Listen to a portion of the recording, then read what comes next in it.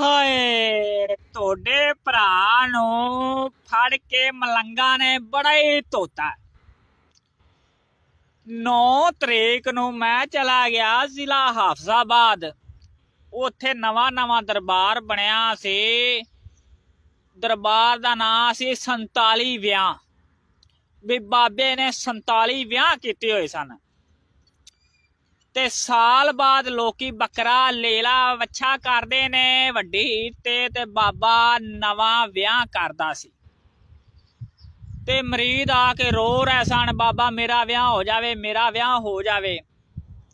ਤੇ ਪਹਿਲੀ ਬੀਵੀ ਛੱਡ ਦਿੰਦਾ ਸੀ।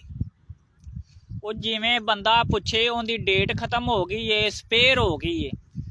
ਜਿਵੇਂ ਚੀਜ਼ ਸਪੇਅਰ ਹੋ ਜਾਵੇ, ਦਵਾਈਆਂ ਸਪੇਅਰ ਹੋ ਜਾਂਦੀਆਂ, ਛੱਡ ਦਿੰਦੇ ਨੇ ਜਾਂ ਖਾਣ ਪੀਣ ਵਾਲੀ। ਐਵੇਂ ਬੀਵੀ ਨਵੀਂ ਸ਼ਾਦੀ ਕਰ ਲੈਂਦਾ ਸੀ, ਅਗਲੀ ਨੂੰ ਛੱਡ ਦਿੰਦਾ ਸੀ।